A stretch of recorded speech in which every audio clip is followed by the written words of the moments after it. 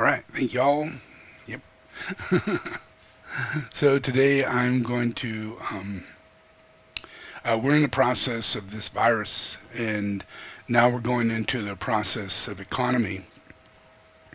And we're going to find that that's much more dangerous than the virus, yeah, because there are millions and millions and millions of people out of work right now, and none of those people have money to pay their mortgage, and none of those people have money to reopen their restaurants, or start up their business and pay any of their employees wages right away, because usually it takes a few months of work and capital, in order to have the business running, and you're paying everybody as you're going, but you have that money put aside.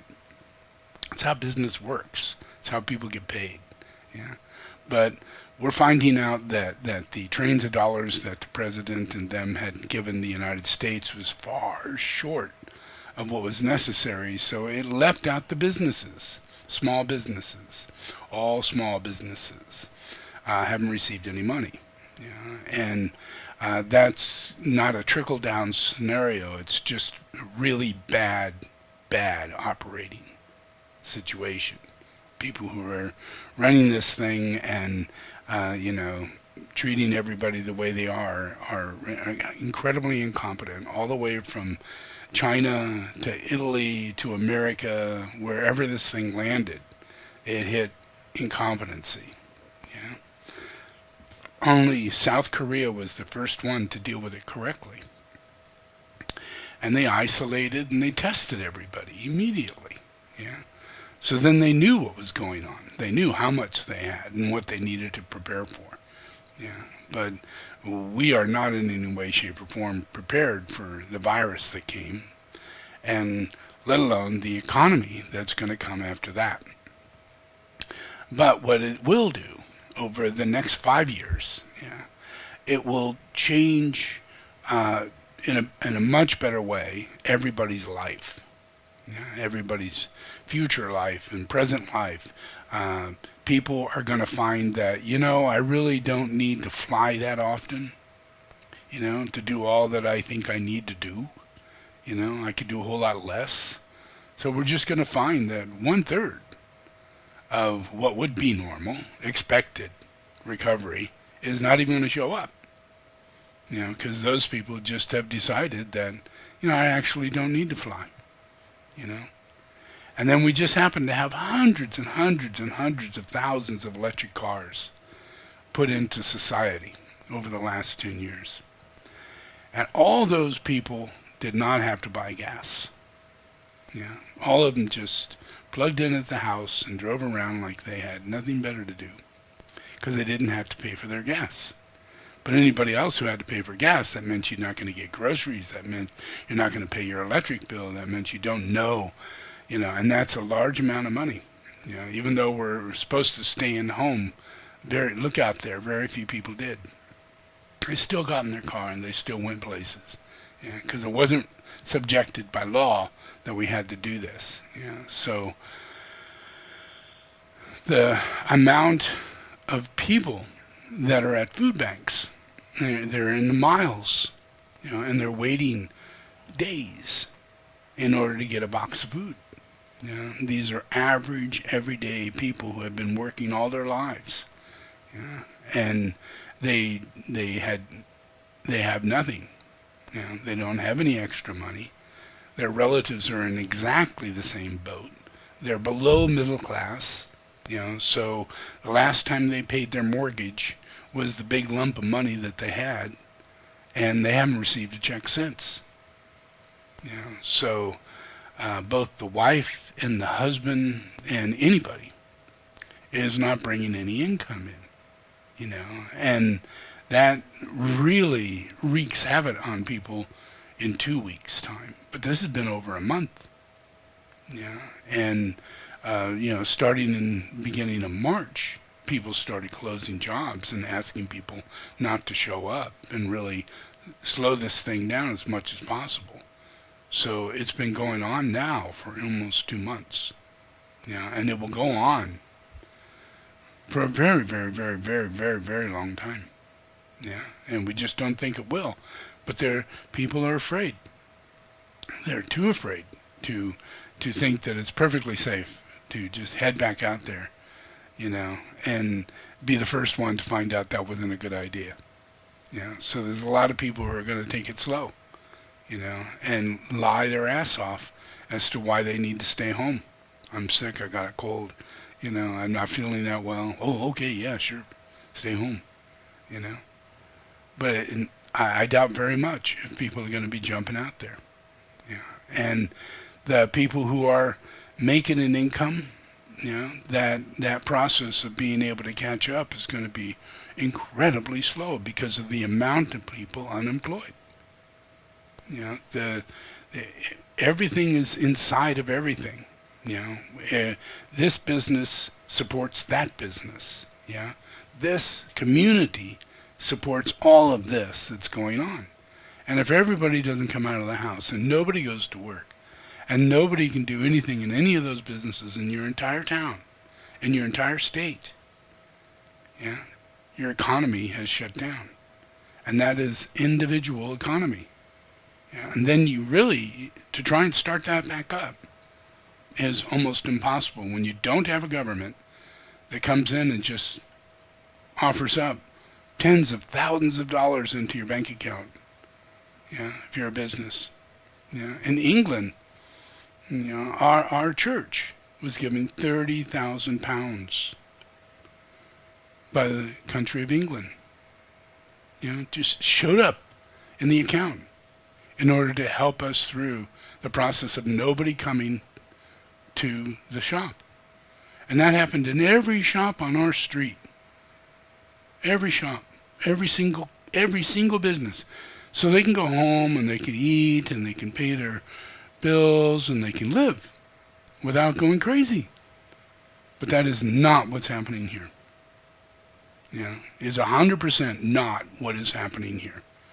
$1,500 is not enough for the average household to make it through catching up.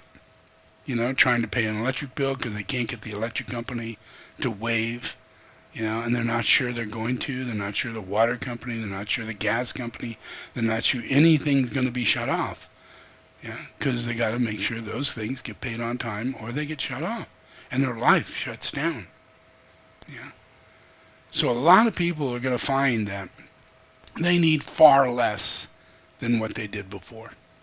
And the house that they're in, the job they have that requires them to come to that job and do the things in that job that they think they need to do, where they're finding that at home, I was able to pull off a lot. And I got real creative. I learned how to make masks. I learned how to make wood carving things, and I started selling it to my neighbors, and I started fixing garages, and people found that they just got their tools together and went and had a job. And I think that is how we're going to survive through this next 3 to 5 years with unemployment the way it is. We're going to have to get real creative. And when we do that, we're going to end up with skills that are going to keep us going for the rest of our lives. And we'll live in incredible moderation. We will not be going to McDonald's very much because there's only going to be a few open. They just can't pay the startup. It's a franchise. It's not McDonald's. McDonald's isn't going to say, oh, don't worry about it. Don't worry about your franchise. Don't worry about all your food spoiling. Don't worry about all your employees leaving. Don't worry about that. They're not going to hand them a $50,000 check, which it would require to pay those employees for the first 3 to 4 months and to buy all the meat and all the things to get you to come in and buy the Big Mac. They can't afford it. They could before, if they were running well, everything was fine. But, startup. In this process, we're not going to see restaurants. We're not going to see bars. We're not going to see common businesses other than stores. And shops for fixing your car. Things that need to get done, things that fit our needs, and not other things, because those things just simply won't get started up. So it's going to be quite a wild process, for the next 5 years. But that next 5 years, everybody's going to be thinking in their mind, this is happening again. This is happening again, probably before the end of this year. It's happening again. We all got to bunker down. What are we going to do? Are we going to be able to survive a third time? A second time? Get wise. Know that this isn't the only time it's going to happen. We've had this happen over and over again. We've had flus, but now we got this. Yeah? We had the HIV. Yeah? And all we had to do was stay away from gay activity. Yeah? And give ourselves a lot of leeway in knowing that these things are very contagious. Yeah? So that was closed down considerably. Yeah? But this is a totally different thing. It's a virus. Yeah? And the same virus that we're dealing with today, that same cycle keeps coming around. It keeps coming out of the same country. We had our swine flu, we have this, we have that. And they're over there doing all kinds of weird shit in the lab, and it ekes out. Yeah? That's where HIV came from. Yeah? Out of a lab. Came from monkeys. People didn't have sex with monkeys.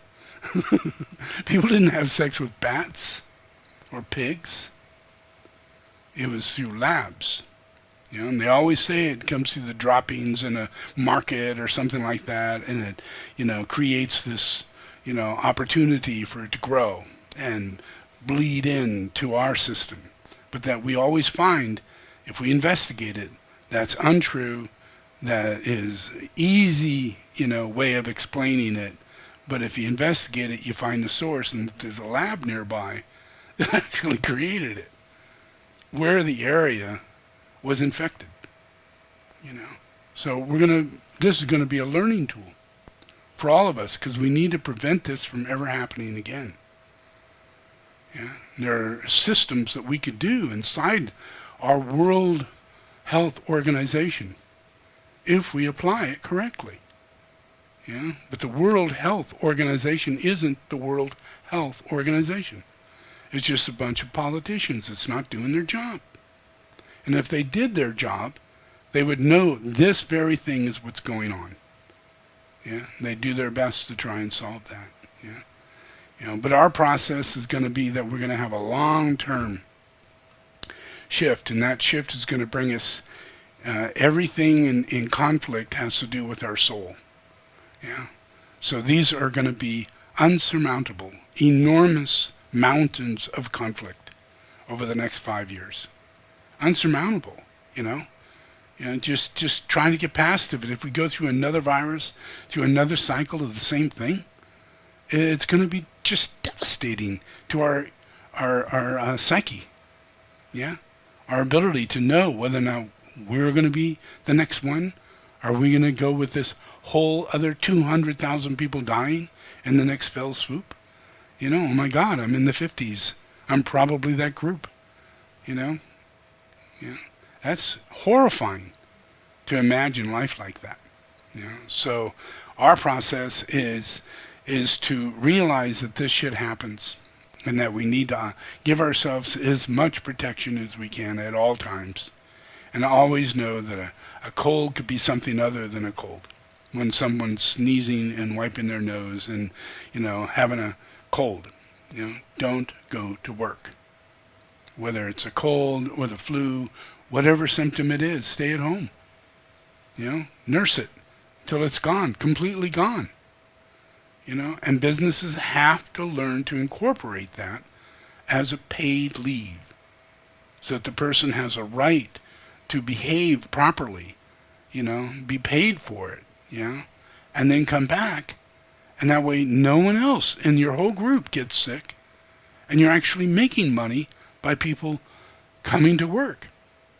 Where if you're the employer and you've got one person comes in, the next person gets sick, and another person gets sick, and after a week you got 4 people out, your whole growth of production is down dramatically.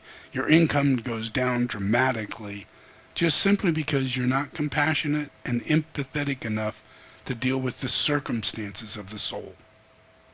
It's in everything. Everything has to do with the soul, and every conflict has to do with the working out of conflict under the soul. Yeah? So we have to do this through fellowship, not through individuality. To attain soul, it has to be done through fellowship. So there's a science to facilitate this, and I've been practicing this science as far as anybody's ever known me.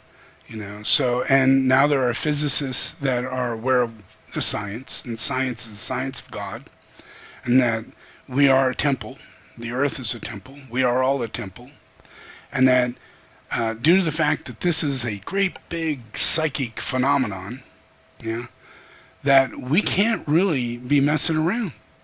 We can't be impure.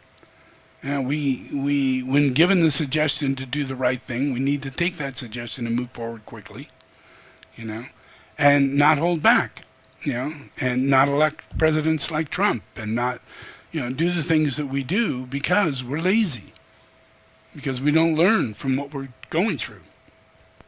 We spend too much crazy time watching football, baseball, basketball, things that just fulfill your habits. And then that just leaves you in a state of inertia to where for a whole 10 years, all you learned was the stats of baseball and football, and people who don't exist, who don't have any real presence on earth for any reason whatsoever other than the score they got running around a base. As though that has something to do with anything. But yet you know nothing of Jesus. You know nothing of Jesus' followers. And all that has gone on. And that this is a temple. So we're given a time, we're given an opportunity to be able to receive these kind of teachings, and receive the energy that's coming from the science of God. So in the science of God, there's this little thing, and we all look at the pyramid, and we know that there's this great pyramid, and we wonder, oh, why, such a big pyramid. Well, the pyramid has a direct relationship to the earth, and it's not just a big fancy pyramid sitting on the earth. It actually has to do with the earth itself, and what is the purpose of the earth. So this is a little something here. Nope, not that one. This one.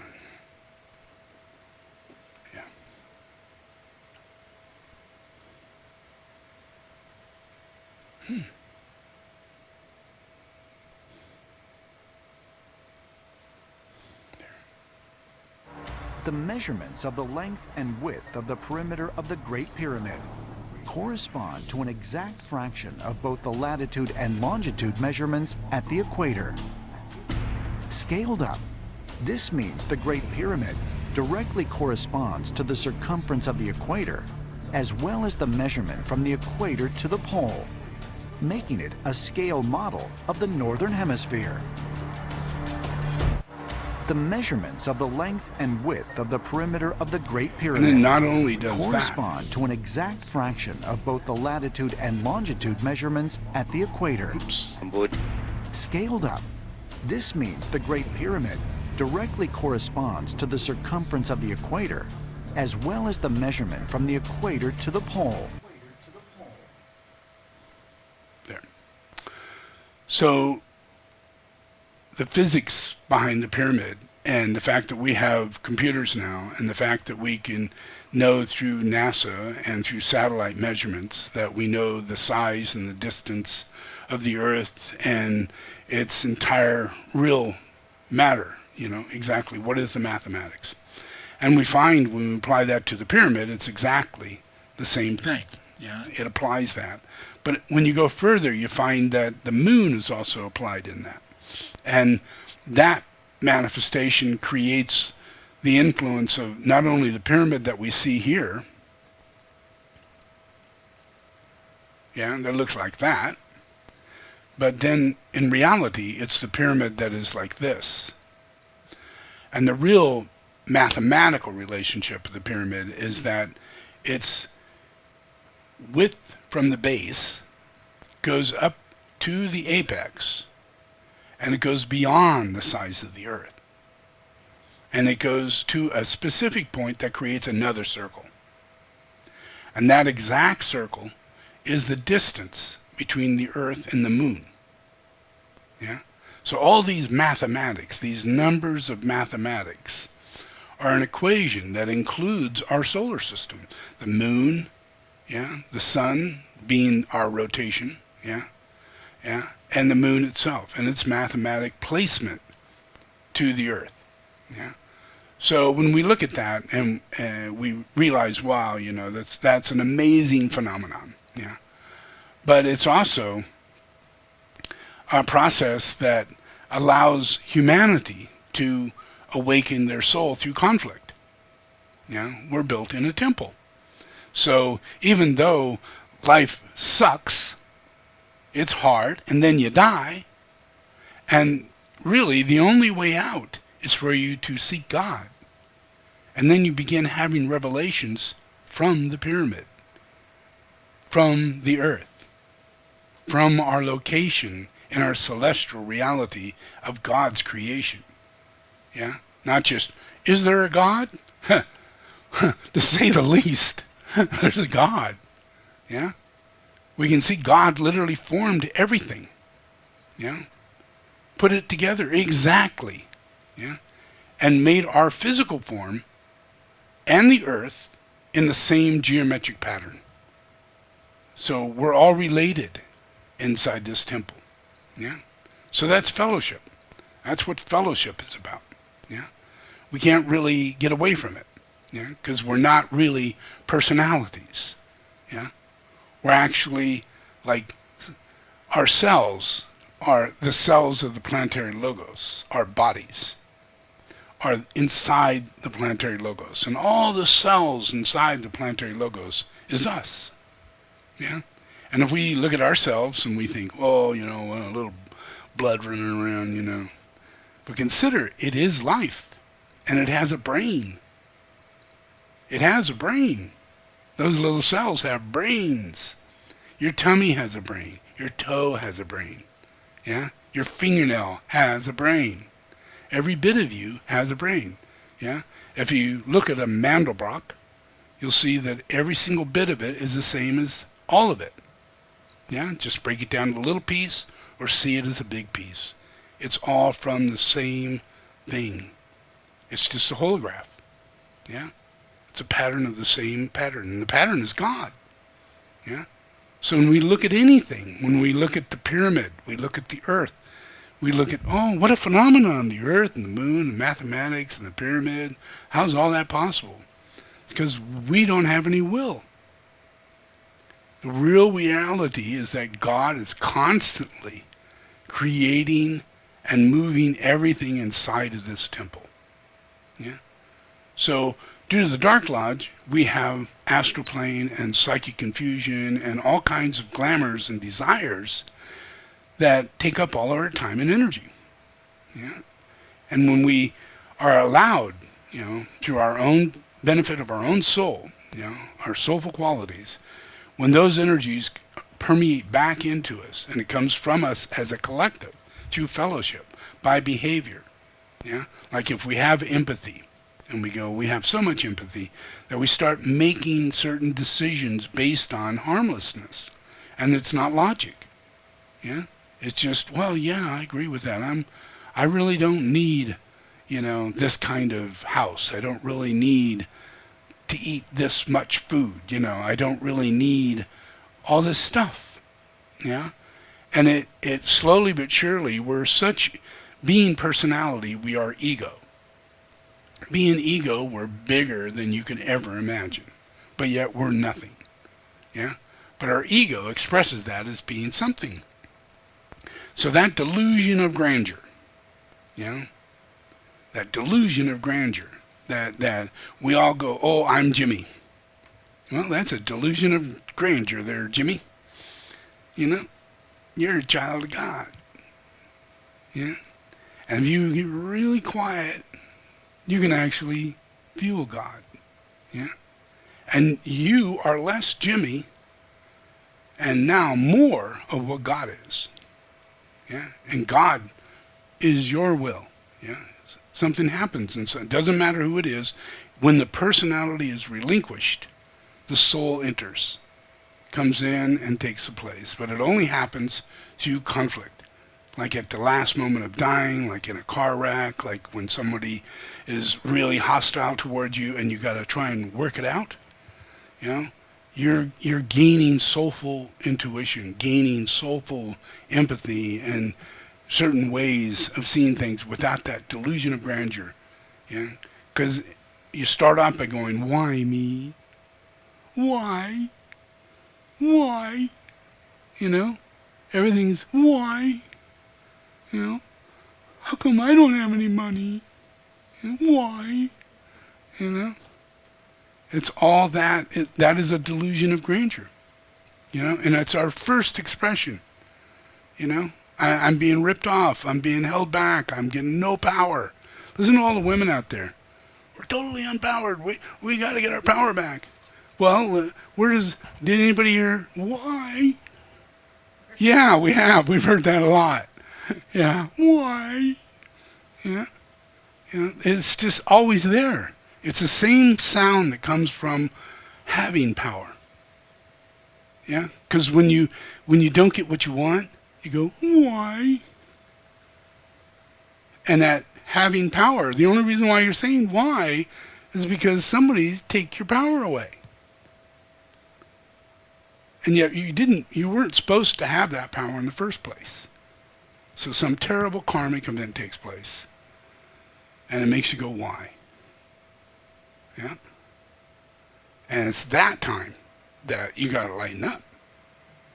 Yeah? Because there is no such thing as being disempowered or anybody out after you or you're not getting what you want, nothing getting done, you know. None of that stuff actually exists. Because everybody's got freedom with God. And they're doing their thing with God. And you don't know what that thing is. Yeah? But if you have that expectation, that ego, that process going on, then, you know, you could believe that you have to get on an airplane once a month, every Thursday, all the time, and have these meetings, and have these commitments, and have these obligations, and yet you don't. You could have done it by Skype. You could have made a phone call. You know, you could have a little gathering at a time where you're going hiking. You know, and meet people at a very comfortable scenario, like everybody, let's have a barbecue. You know, rather than a meeting. You know, different ways of going about what makes life easier. You know, and that's what we need to be moved into, and that's what we're going to move into. More and more and more and more and more, and whether it be high school or you know, kids in younger ages, you know, all of those, whether it be college, all of those are going to be online. You know, try getting to a football game. Yeah, you're going to be sitting at home going, yay, after a while. That's kind of boring, you know. I mean, God, you know, we can't even, this has been a year and a half. I haven't even seen a football player, you know. Are they real? Are we watching one of those games? Yeah. Yeah, it is boring. The whole thing is boring. And we have to be given the opportunity to have it, because it's an addiction. This stuff has to be taken away. And it's when it's taken away, but you still get a little feedback from it, you realize you don't really need it. Yeah? And you realize where your money's going. And what a waste of amount of time you're putting into that when you could have been camping. Yeah? You could have been hiking. Yeah? You could have been canoeing. Yeah? Rather than, you know, this is the event of baseball season. You know, but there's other seasons. There's outdoor seasons all year round. They're really nice, you know. And you're the one getting the exercise. You're the one getting the fulfillment. You know, so I think that that's where we're moving. Rather than going into sports and things like that where we have to gather together, I think that we're going to go into the national parks and we're going to start supporting them and financing them and helping them have better park systems and really nice, you know, places to stay. Yeah. Because in the heart of the soul, when you're in your soul, that's really where you want to go. Yeah? And we're all in our soul. So we're all going to end up in this place. Yeah? Because we have the largest national parks in the world. But yet we don't really take advantage of that. And they close a lot. They don't have the money. They're very worn down. Because people go there, but they don't really give much support. And they needed more added support than just people going there.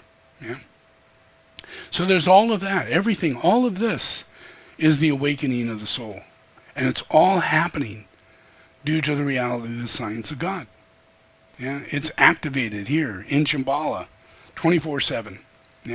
All the sciences of what I do, all these little bajras and everything that I do are all a part of the fact that we are a science of God. And that with this science going on, it gives us the opportunity to have the vibration to pick it up. So as that increases, a lot of things are going to happen on this earth. And they're not going to be devastating things to where, like massive earthquakes or nuclear war or something like that. But they are things that we have to cope with so that we can change our ways that are impure and are harming the earth to ways that are not harming the earth and are sustainable. And our economy is low because we live in a small house. And we have solar because we don't need electricity. And our toilet doesn't flush. It's an incinerate, or a separate, or some kind of thing that literally doesn't need water to flush it. And you just go to the bathroom in it, diverts the pee in a different direction, that gets taken care of in its normal way, But then the rest just turns into compost, dried compost, and you could utilize that, and that lasts a good month, So we don't need the systems that we're in. We could live in a totally different way, in a very pure way, and have a lot of free time during the day because you're not having to work so much to pay the bills that you're having to pay.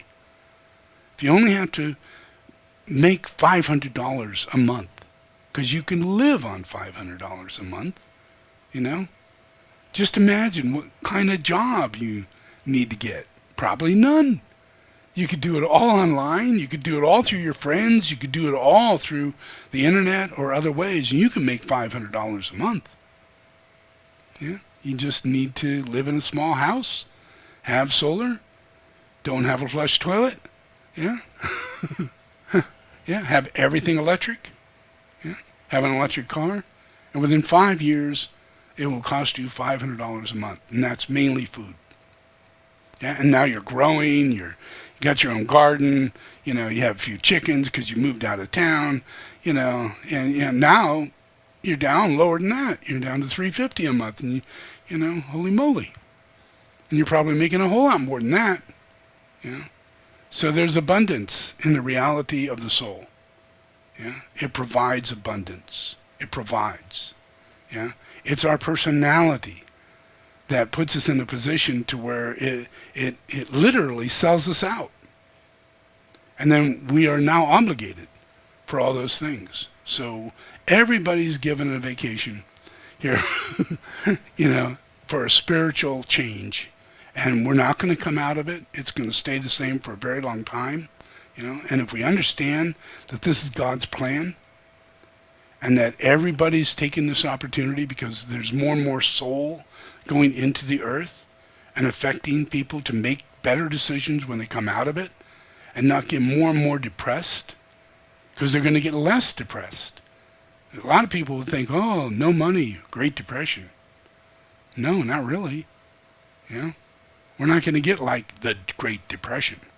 We're going to get in a totally different scenario, because we have new technologies and new advancements of the internet and everything, where people can actually make money where they never had that opportunity during the time of the Great Depression.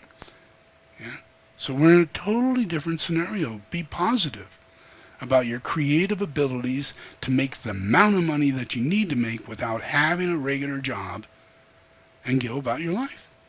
Okay, so let's meditate.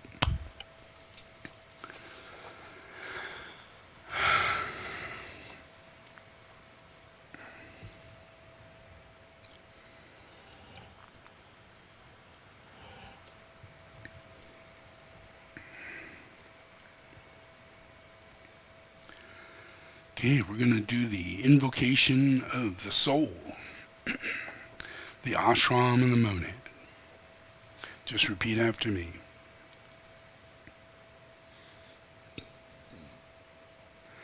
I invoke the power, the love, and the wisdom of my ashram, soul, and monad.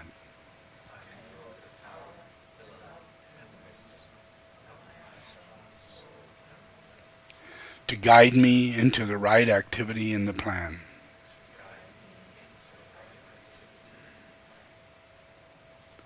To clarify and stimulate my mind. To transform and transmute my feelings and emotions.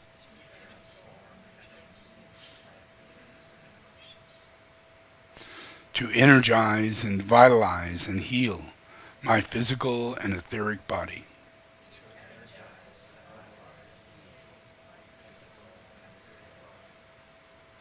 So there is a normal flow of energy in my physical and etheric body.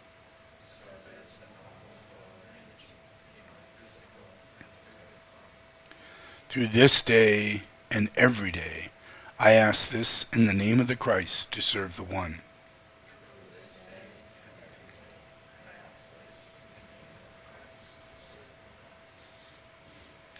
All in the name of the Father, the Son, and the Holy Spirit.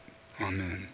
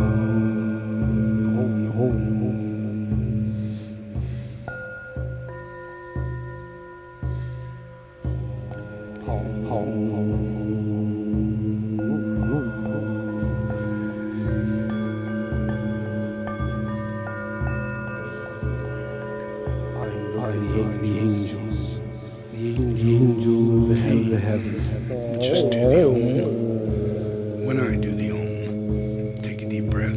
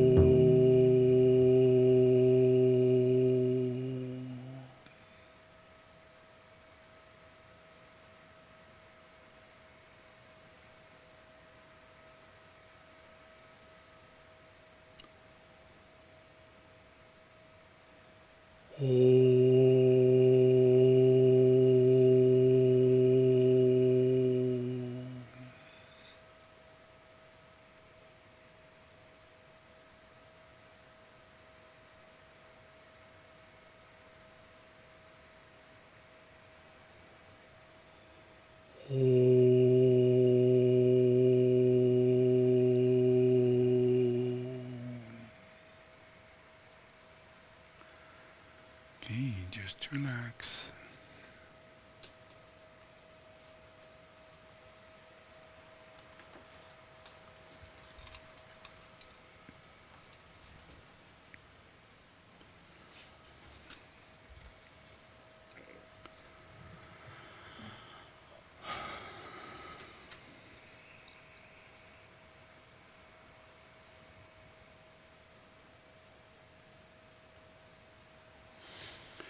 One of the things you might want to remember is that in the Bible and in most spiritual teachings, it talks about how money could really be the root of a person's personality, and that it's the hardest thing to give up.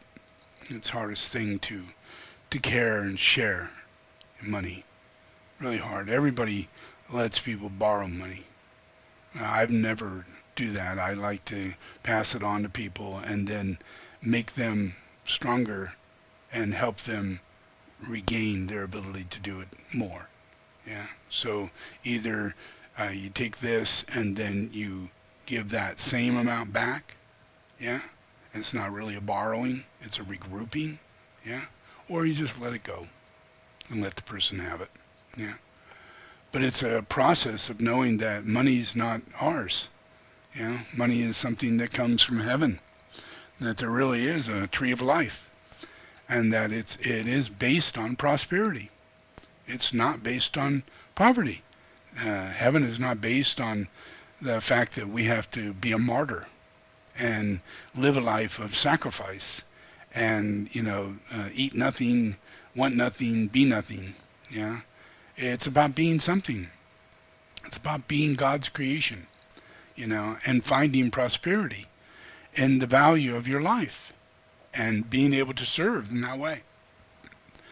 So I play the drum in order to bring peace between one's will, personal will, and the will of God. And so when I play the drum, I'm helping to help orient a person to the will of God, to align to the will of God, to the forces that you may have a real problem with, because you have too much will, too much pride, too much, of that personality, which is always based on, competition or willing to put oneself in front of others, and not knowingly do it, but just as a survival tendency, So, in heaven, we have a tendency to give spontaneously, So we're a different lot, us angels are a different lot, If you ask me to anything, if you say, "Oh, this need," I won't stop until I have that taken care of, And there's nothing I can do about it, because I always believe everything that comes my way is God's process, So I don't. You can question it, but you're better off not, and you're better off just go about doing it the best you can, and fulfill it, because that is not merit, It's just right relationship, It's how we should treat each other the way we want others to treat ourselves, And we'll never get that way unless we are that way first. You can't go, well, why? I'll do that if you do it. If you want help, ask me first. And that's a terrible thing. When a person needs help, you should just help. And if they didn't ask for help, you shouldn't say, well, ask for it. Just help, And then that softens the person in the fear area of asking for help. Because a lot of times you don't get it, and it just becomes an antagonism, of a burden that a person really doesn't want to take on. So I'll do my drum. So just relax, close your eyes, and Take it easy.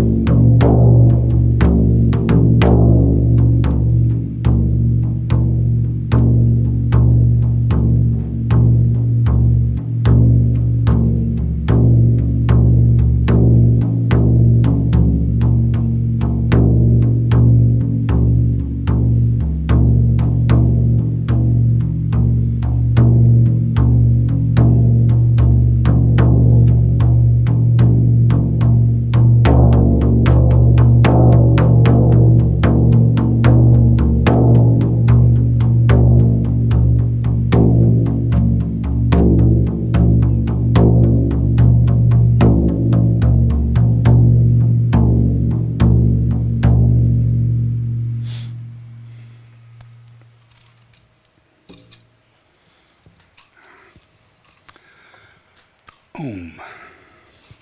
Thank you very much for attending this meditation.